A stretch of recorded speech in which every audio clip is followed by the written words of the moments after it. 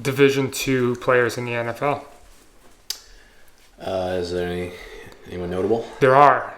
Are we going right now? Let's go for it. Yeah. Okay. So what do you got? Division II players in the NFL. So the most notable person on the list is Adam Thielen. Really? Yeah. Adam Thielen's Division II? Minnesota State. That was an interesting one. Minnesota State. So Tyson Bagette. Was he drafted? It doesn't say that. Whatever. The other interesting one, Craig Reynolds, Detroit Lions running back. Oh, yeah. He's getting carries now that Gibson's hurt, and now Monty's out too. From Kutztown, I think. Kutz Town. That is a very, very interesting one. Another big name. This one's the biggest name on the list, in my opinion. Austin Eckler. Really? Yeah, he went to Western Colorado. Dude, I did not know that. He is an absolute stud. Oh, whoa, I'm blown away right now. Is there more? How would have I told you the best wide receiver in the NFL went to a Division II school? Who do you think it is? Justin Jefferson? Cooper Kupp? No, that's a good guess. No. Who is it? Tyreek Hill. Oh, really? West Alabama. Wow. Okay. Yeah. There's some guys on here. I mean, and hell, you got Brock Purdy, obviously a Division I guy still, but like the last pick of the draft. I mean, but he still went to Iowa. He went to ISU, Iowa State. Iowa State, yeah. Yeah. Hang on, let me see if there's anyone else. Those are some names on there actually. That's I was gonna say, are there even any successful Division II quarterbacks? Are we looking at the next Patrick Mahomes? We'll get to that. Welcome back again, guys. What do you got to say, Johnny? Really nothing. For the dozen of you that watched, I apologize for getting the podcast out on a Sunday. Yeah. I was told that I need to apologize for that. No, I told Johnny, I said, hey, if we really want to make it big in the podcasting world, we can't have the podcast come out hours before. Now, to Johnny's credit. And if there's one thing about me, is that I want to make it big in the podcasting space. But anyway, guys, like and subscribe so we keep making these. We already want to quit our jobs. No, that's not true. Not yet. No. Not yet, no. I'm really getting elevated. I think my goal here is just to have people who watch and are responding with the videos. I think that'd be cool. Like some interactions would be fun. We're still putting it out there. If you put any bet, not any. What's your number? What's got to be the line? Like plus 300 bet. How about that? Sure. Plus 300 bet anything Johnny will make. Yeah. That would be fun. Up to what? $50? Sure. Or 100? You're a doctor. Get the people going. $100. Let's go. Get the fuck up. All right. So let's talk. So I want to lead this conversation. You want to lead this? Okay. Can I start by saying one thing? Yeah. Just so this is my first Bears game that I went to. Oh, that's what I was going. That's why I want to lead it. Okay, fine. Go for it. No, go ahead. The only thing that I want to say. Yeah. So walk in the game. Yeah. Parking actually wasn't too bad. We had a parking spot, in the stadium. Nice. Got in pretty clean. Walk up to the bar. I go to get a drink for myself and for Tara, my wife. Do I get to guess how much? Yeah, let's do that. So I, it wasn't like, one of the vendors, like the tall boys. I go up to like a bar. Okay. And I ask for a Miller Lite draft. Okay, 20 ounce or 24? I'm going to say 20 ounce. Okay, 20 ounce. Okay. And then can I get it? And I'm like, can I get a vodka soda? And they're like, it's effing or $4 upcharge for a Tito's. Wow. Which I'm like, okay, whatever, fine. Give me Tito's. Rings me up. How much? I'm going to guess probably 16 for the beer and the Tito. I'm going to guess 30. Oh, plus the upcharge. I'll go $38. It was $41. Ooh. And I'm like, whatever. I'm pretty much used to paying whatever when you go to Bears games. That kind of struck me, and I kind of did you ring me up double for this beer? Yeah, that's aggressive. Yeah, it was a lot. I mean, the tall boys were like 12, and I guess that's kind of what I was used to. Yeah. And then in my mind, I'm like, did I just pay $26 for a vodka soda and a splash of lime? Better been a lot of vodka. Bad start to this day. Wait, especially like when when the Bears were before last week gave us this glimmer of hope. I was just like, I'm gonna go. If I go to these games, I'm not spending any money. In fact, I'm going to start stealing stuff. That's what I thought. I literally thought you said. That's what I was gonna ask. Well, then they won. Then they won, and now they rejuvenated your love. Then I thought this is a very winnable game. Yeah, I did too. So what did you want to say? What did you want to say about going to the game? Well, I haven't been to a game yet this year. I don't know if I'll go actually. I haven't decided yet. I think I may go to a later game, take my father-in-law for all he does, a Christmas present. But I do love live sporting events. Oh, I really do. There's nothing. So like, not to get away from the Bears, but watching a football game or any game on TV, like it's fun, it's exciting, but when you're at the game, it's almost like you don't even look at your phone. Like it's so stimulating, and it's just like the noise, the crowd, just like you feel like you're a part of something. And you get so emotionally invested, and like I know when I go to Bears games, I don't even check my fantasy team during the game. Like it's like whatever, it is what it is, right? Like I think it's the same. Like I feel like live music has also made quite a renaissance over the last couple of years. Like in the post-COVID, I really feel like I hear more about people like I'm going to this show, or like obviously you got like the big the Ed Sheeran. I think he broke like the record for like the most attended show, and obviously Taylor Swift has been killing it. But like I feel like there's a lot more hype around like live events now. So I went and saw Macklemore, and like say what you guys want about Macklemore. He's my favorite artist. Whatever. Does anyone hate on Macklemore? Dude, they always say thrift shop bullshit. Like whatever. Anyways, but Macklemore does a lot of talking in between, and like he thanks the crowd. He's like, you have no idea what it means to me, and it's like, they have all these people come in and bring all this energy, and like the energy that like they feed off the energy, we feed off the energy. It's like this. That's what's beautiful about live music, and like home field advantage is a real thing in my opinion. Like even at the professional level, it's gotta make a difference. Like when the crowd, like say what you want, getting booed or not getting booed, like it's gotta suck. Let's get booed. I almost wonder if you're really like on the field, if you even hear it. I mean, I think pre-snap for the quarterback and like how loud it is, I think that's like a real thing. But I think in the moment, like you're probably so.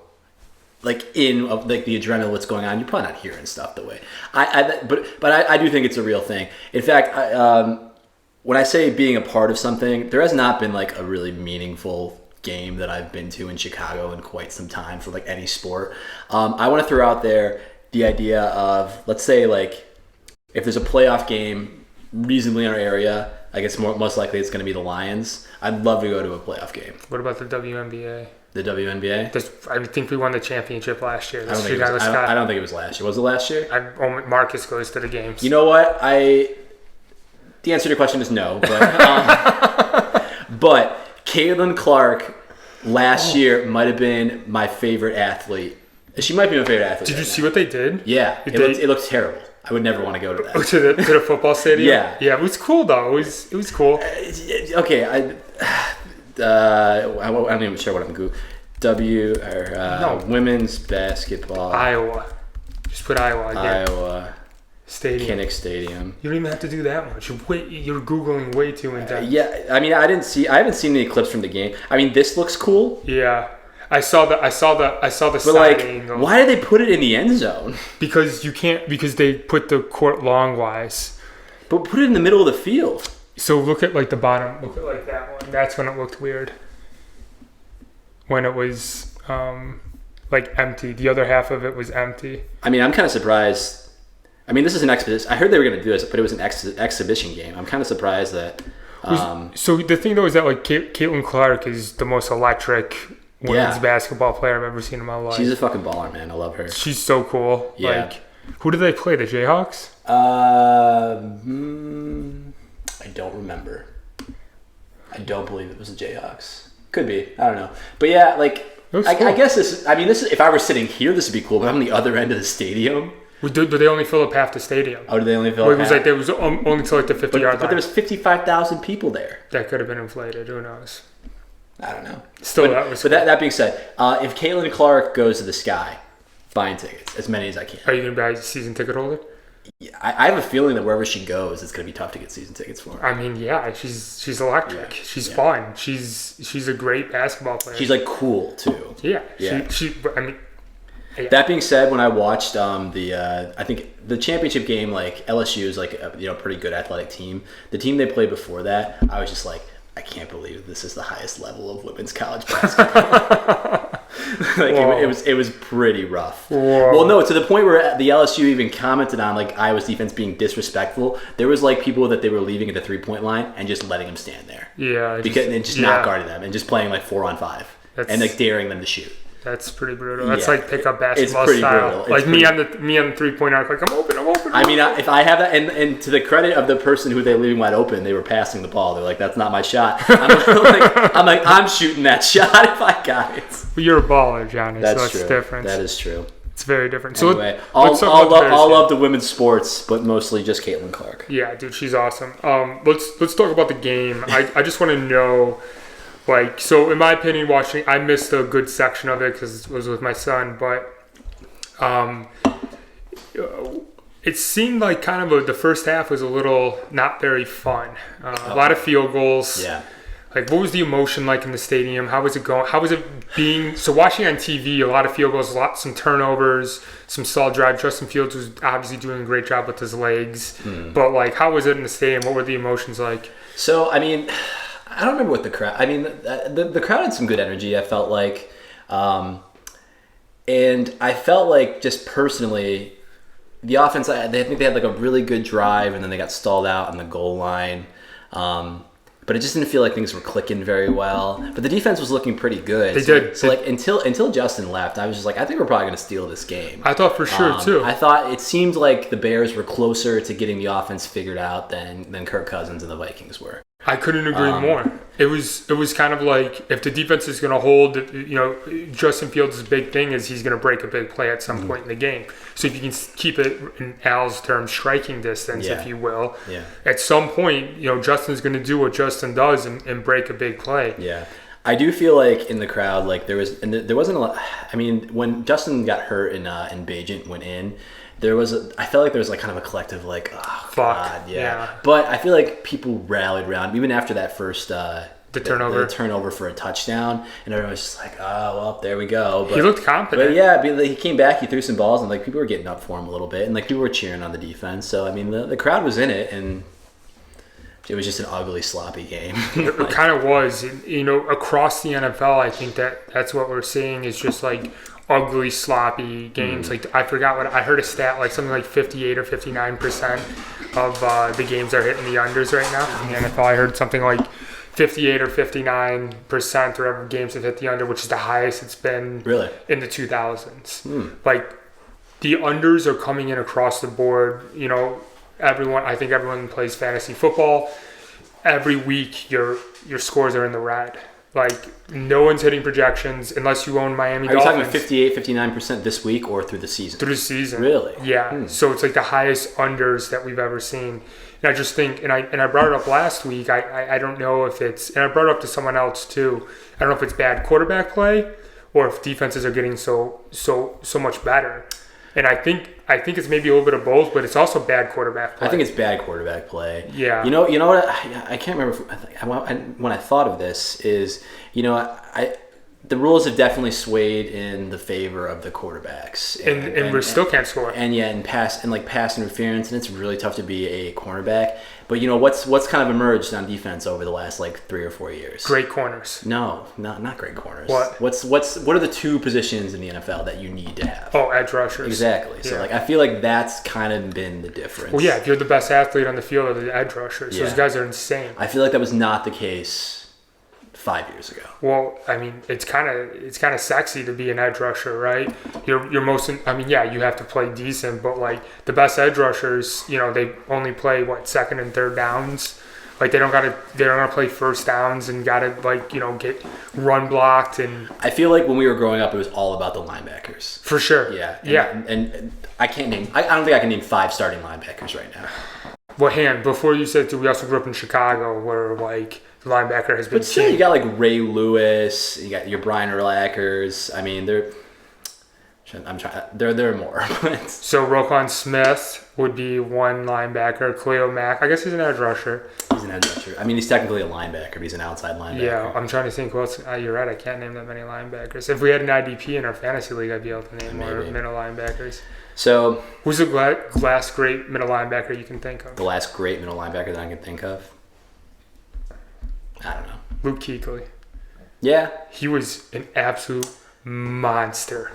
Yeah. Monster. And he had to retire early because he had like 160 tackles a year and he had like all these injuries. It's like, a man makes that many tackles, it's going to suck. Yeah, I mean, that was like the way, I mean, the middle linebacker, like everything got funneled to them. Yeah, so you had to make a lot of tackles. It's all about edge rushers, though. That's a good point, though, Johnny. Yeah, I appreciate that. I think that might be changing now. And we talk about it in this podcast. Quarterbacks are just not as good as they were 10 years ago. We don't have the multiple perennial Hall of Fame guys that we did when we were growing up. And I also think the quarterback in Justin Fields is a great example. I think we're moving more like people want that dual threat. No. You don't think they want to? That was the thing. I think that was like the hotness, like when Michael Vick and everyone wanted the dual threat, and then they realized it's just not sustainable. What do you mean? Look at Lamar Jackson. I mean, I feel like it's not as prominent as it was before. Kyler Murray. I feel like if you ask an NFL owner, Deshaun what would I Watson. rather have, a pure pocket passer, a Trevor Lawrence, or a Lamar Jackson? Well, Trevor Lawrence. I think everyone wants a Trevor Lawrence. Well, yeah, but there aren't that many Trevor Lawrences out there. There aren't that many Lamar Jacksons. I mean, I feel like there's more mobile quarterbacks than there are not mobile quarterbacks in the league right now, in my opinion. But the best are always pocket passers that can use their legs. Like, look at Patrick Mahomes. Patrick Mahomes is actually very athletic. Yeah. Justin Herbert's pretty athletic too. Like, that's true. I think you've got to be athletic, but I think you can't be like a run first guy, fair. or even like a run heavy guy. Fair. I mean, fair. and then But what Justin Fields? It kind of goes to show. I mean, he's a run heavy guy. I mean, yeah. And he got hurt. Like the thing that happened. Yep. So these are about to take a big hit. I've been praising how great they looked, and they still look good. They look great. But a dislocated thumb. I don't know if they ever talked about the results of the MRI. So I guess he can't hold the ball properly right now. I mean, that's gonna take some time. Like, yeah. I think How long do you think he's not playing this week. He's not playing next week, and I don't think he's playing the week after that. So 3 weeks he's out. Yeah, and I think the Bears are going to be in no hurry to get him back. To be perfectly honest. But why? What do you mean? Are they taking for? Is it like, are we? Not necessarily tanking, but like, you know, why you're not in a position like, you know, maybe they do want to go for with Justin Fields, like for the future. So they're not going to make him play hurt. The Bears right now have the first. They're putting him back out there when he's 100%. It's what, week 7 in the NFL. We have the first and second overall picks. Is that even like technically true? Because there's a ton of 1-5 teams. I think it's tiebreakers, point scored or whatever. Yeah. Like, Carolina's not going to win many games. No, they're not. They're not. The article that I sent you, where they kind of broke down like the records for like the 1-5 teams and the 0-6 teams. Yeah. I think that the Bears. There's no 0-6 team. The Panthers. Oh yeah. The Panthers are still 0-6. My bad. Yeah. You said teams. Yeah. So and it's one the team. 1-5 and 0-6 teams. Got it. Okay. The Bears' schedule through the rest of the year is like a losing record. I think it's like 2 under 500 or something like that. Yeah. Yeah. So I don't remember what all of them is off the top of my head. I think the Panthers have a harder schedule. They play each other. They do play each other. Yeah. And I think the Bears play the Giants too. Is that correct? Could be. Yeah. I think they play. Do they? Yeah. Bears. And we also play the Arizona, the Cardinals too. Actually, no. Let me just pull up. See, Kyler's back. He's practicing. He's not back. Well, I mean, it's closer to being back than not being back. He's off the IR. His window to return is 21-day window. He actually practiced, I think, today too. I think for the tank for Caleb situation here, I mean, I can see what they're doing here, right? So other people that are interested in the Broncos, the Pats, the Cardinals, and who else? That's it. I mean, the Patriots would be great. Yeah, I mean, to be perfectly honest, like, you know, after the Bears before the Bears beat the Commanders, I was just like, I don't know, should we just be doing another tank year? Yeah. Should we just be kind of looking forward to this draft?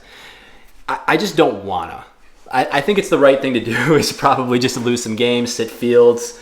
But I think what I want from the Bears season is I just want to see what we got. And I want to see that there are a couple of guys in this team. You know, I mean, with the exception of like DJ Moore, who in our league is getting paid right now? Everyone's got to be hungry. Or who in our team is getting paid right now? Yeah. So like, I just want to see a couple of guys. Like, I would love to see this Tyson Bagent guy just like ball out and just like, or just like really be like, I can make it in the NFL, and just like, I want to see a couple of guys go out there and be like, hey, I'm for real, and I want to be on this team as we start this rebuild process. Yeah.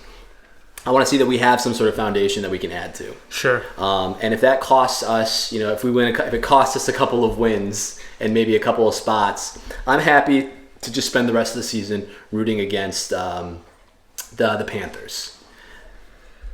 I don't want to see just a full tank, miserable effort. You know, I want to see us compete, and you know, it's probably not right for the future, but it's just as a fan, that's kind of what I'm hoping for. I mean, it's to the point now. I forgot who, what cornerback they were interviewing. They interviewed him today, and they're like, "Hey, do you think what are your feelings about getting traded?" And he was like, I mean, I'm not stupid. I know I can get traded. Like, if the Bears last year, if they traded away Roquan Smith, right, like, they'll trade anyone. They don't care. Like, the Bears will trade you.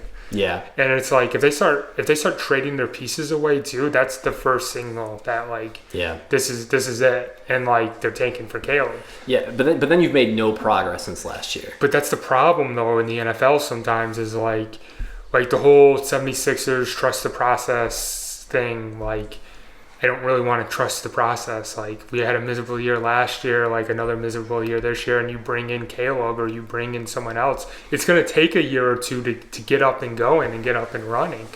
Like, this is like a 4 or 5 year rebuild, man. Yeah, but, like, I feel like you should make there should be some sort of process as a GM. Like you can't just, like, okay, we're just going to press the reset button until we find the guy that's going to make everything work for us. Which, I don't think that's going to work. I mean, it's a problem. I mean, here's the thing about, so our boy, Tyson Bagent. Got it, Bagent. So do you know a story about him? No. So similar to the running back for the Baltimore Ravens, these undrafted free agents that come in, right? So this Tyson Bagent guy, he shows up at camp, undrafted free agent, and he just keeps making plays. Yeah, no, he looked really good in the preseason. I remember people talking about it. And they're like, we just can't not put the ball in his hand. And he ended up beating out Nathan Peterman, and I forgot the other guy they signed for the second spot. I can't remember, but yeah, I was surprised that Nathan Peterman didn't come in. I didn't realize this Bagent guy was the number 2. Yeah, dude. So he went from literally undrafted free agent, nobody, probably picking up Justin Fields' pads at the end of practice, to now starting an NFL football game. Like I said, I mean, I would love to see. I don't think there's a world in which this guy becomes the guy. Yeah. I think from what I saw in the limited sample size, he made some plays. He went out, he approached it with some confidence, and he looked like he knew the playbook. He looked like he knew how to run the plays.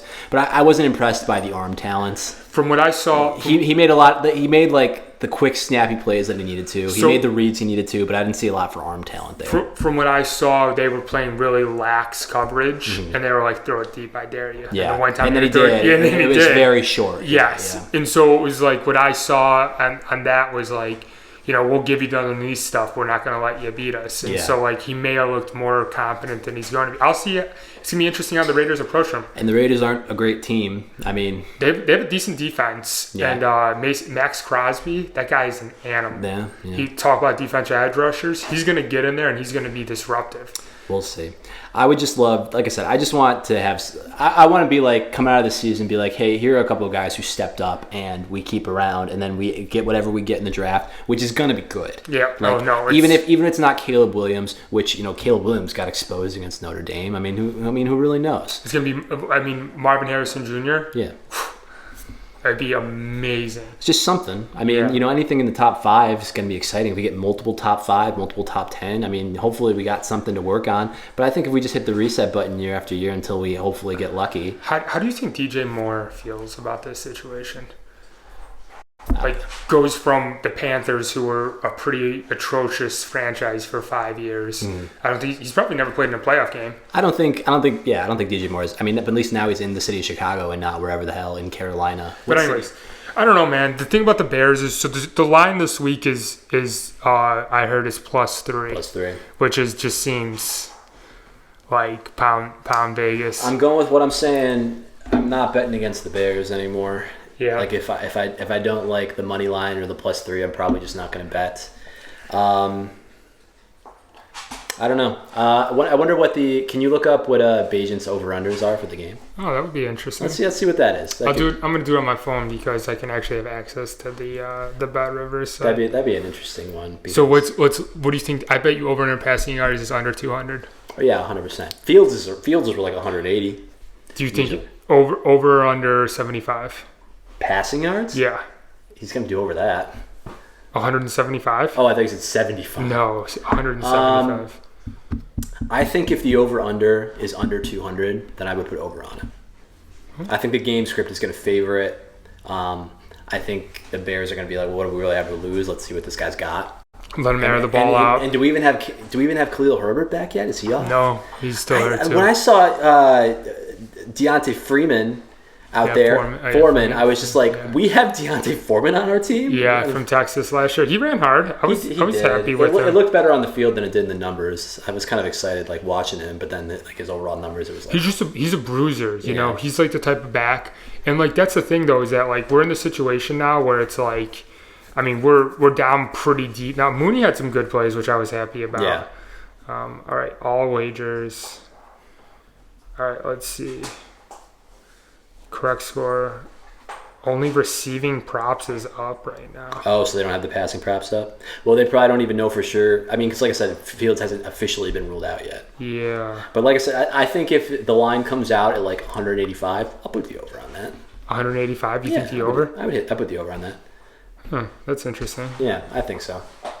Let's see if I can get in there more. I mean, the thing about the Bears it's just like, it's a shame because every Sunday we got to watch them. It's not a shame, but it's like, you know, you still watch the Bears games. And like, even if I did want to watch like Red Zone, it's just too overwhelming for me to watch Red Zone at the noon slate. It's just too many games. So I'm just going to default to the Bears game anyways. And I just want to watch a competent team. That's what I'm saying, man. Like, it's a shame that we got to watch them. I would love to just go to a playoff game and just be a part of that energy. Like, you want to go to the Lions playoff game? I would. I'll go. We'll see if we can make that work. What is it? A 6-hour drive? No, Detroit. It's like 3.5, 4. Detroit. All right, I'm in. Yeah. I'm in. So we'll see. Let's not count our chickens on the Lions. I was pretty hard on fading the Lions at the beginning of the season. I'm not. I'm still not sold. Dude, still not sold. Who's gonna win the division? Well, they're gonna win the division. There's nobody. Yeah, Jordan Love's been exposed. Kirk. I mean, JJ. They might not fire him up, and obviously the Bears aren't going to make a run. So yeah, I mean the Lions are going to have a playoff game. It remains to be seen whether or not they're going to have a home playoff game. So we'll see. I think they'll be good. I like the Lions a lot. We'll see. All right. I don't know. I don't got much else to say this week. Yeah, it was a tough week, man. It's going to be a tough few weeks here talking about the Bears. Yeah. It's going to be a lot of else. We'll find something else to do. Well, maybe we can talk about Caitlin Clark. Oh, the first Blackhawks home game is on Saturday, actually. Dude, have you seen all these interviews with that draft pick?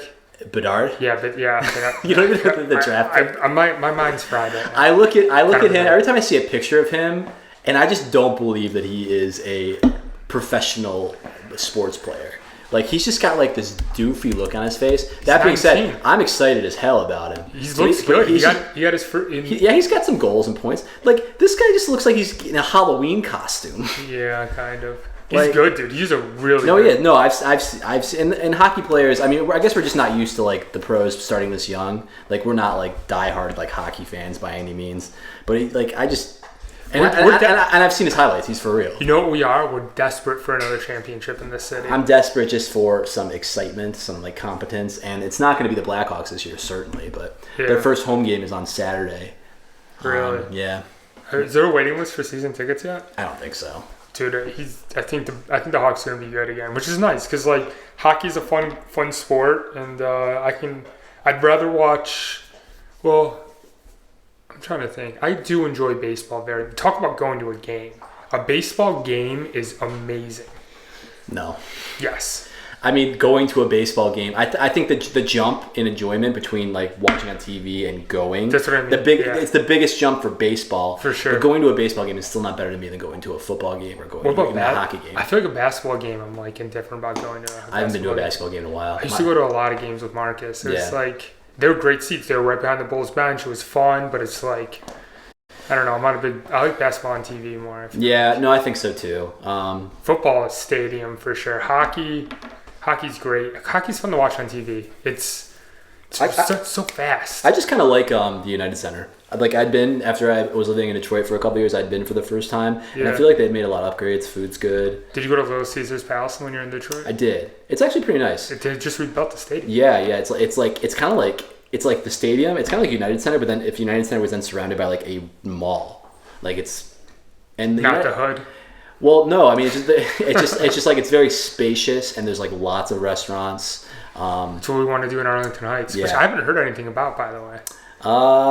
I'll do some research into that. Maybe we can talk about that next week. That'd be great. And see what the status of Arlington Heights is. See if there's anything new that's been put out in the news. I feel like it just kind of died. It's something to talk about in the off season. Then the season starts, then everyone. Yeah, I think people aren't super interested in it right now. That they have other things to talk about, and the Bears aren't even actually good. I know, which means there'd probably be something else for people to talk about too. But I'm still just like Soldier Field just so sucks. Like, you know, another thing I noticed at the game is just like I feel like they're not even updating the stats on the boards that are there. Really? Yeah, just like the what's his name threw the interception. Yeah. Or they had the fumble. I don't know. Like someone threw an interception. Maybe it was Fields. And then I saw like 2 drives later they hadn't even put that on the board yet when they were like scrolling through the stats. B teams up there. Yeah, I'm just like whatever. I'm over this stadium. Yeah, I mean I like Soldier Field. I like the location of Soldier Field. Like.